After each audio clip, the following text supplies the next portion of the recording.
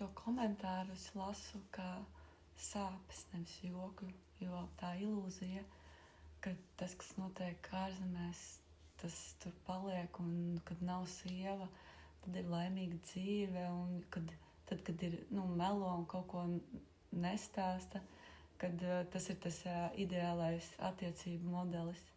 Šāda ilūzija, kad nav sieva, tad ir laimīga dzīve, rodas tad, kad cilvēks ir iemācīts bēgt no atbildības, nevis būt patiesās attiecībās. Un jā, daudz vīriešu šodien tiešām biedē doma, ka sieviete varētu prasīt par daudz, jo gadiem jau ilgi tika mācīt nevis kā dot ar prieku, bet kā izvairīties. Šis ieraksts nav par naudu, tas ir par līdzsvaru, godīgumu un cieņu, gan pret sevi, gan otru. Attiecības nav darījums un nav arī spēle, kur viens mēģina kaut kā apiet otru. Tā ir plūsma, enerģijas, klātbūtnes un atbildības apmaiņa.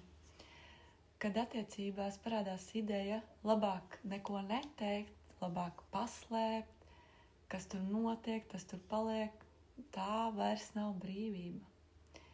Tā ir aizsardzība.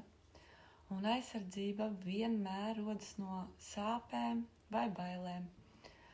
Mums ilgu laiku mācīja, ka vīrietim nav jāuzņemas par daudz, sievietei nav jāprasa, un katram ir jātiek galā pašam. Un rezultāts? Vīrieši dzīvo patstāvīgā spriedzē, ka tik sieviete negribēs vairāk nekā es varu dot.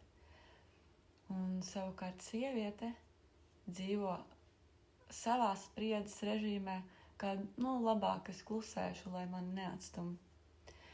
Bet veselīgā attiecību plūsmā vīrietis dod, ja grib, nevis jo viņam prasa, un sieviete pieņem nejūtot vainu.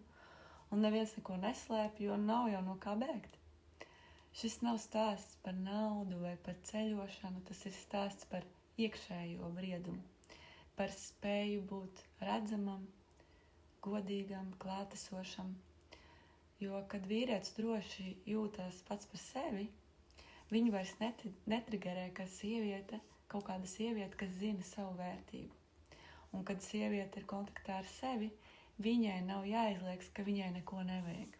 Un šī plūsma attiecības sāks nevis ar 50 uz 50 vai 100 pret 0, bet ar tādu savu patiesību, kad es esmu te, es izvēlos un es uzņemos atbildību par to, ko es radu.